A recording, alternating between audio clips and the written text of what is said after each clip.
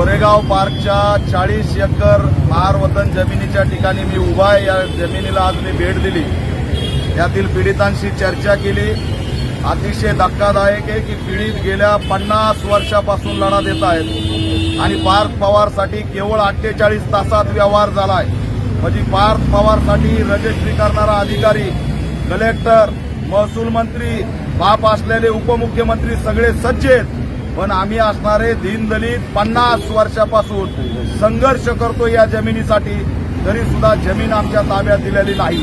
आता आम्हाला सांगितलं जातंय की व्यवहार रद्द झाला, तो व्यवहार रद्द करा नाही तर फाडून फेका, पण तात्काळ आमच्या 271 जणांच्या वंशावळीला अस्तित्वात असणाऱ्या आजच्या ही जमीन वाटप झाली पाहिजे। या जमिनीवर आता सुद्धा सरकारचं आरक्षण पडलेलं आहे 12 एकरमध्ये, ते सुद्धा हटवलं पाहिजे आणि या ठिकाणी ही जमीन महारवतनची आमच्या ताब्यात दिली पाहिजे, अशी मागणी आम्ही या ठिकाणी करतोय।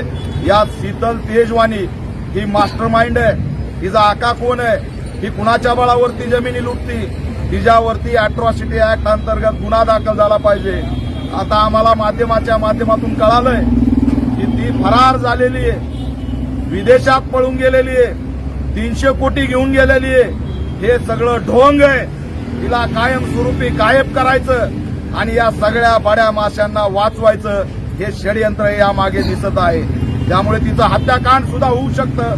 पोलिसांना माझं आव्हान आहे, गृह विभागाला आव्हान आहे, मागणी आहे की तिला तात्काळ कुठं असेल तिथून ताब्यात घ्या, तिच्या संपत्ती जप्त करा आणि तिने किती जणांची अशी महारवतनाची फसवणूक केली, जमिनीची फसवणूक केली, याची सखोल चौकशी झाली पाहिजे।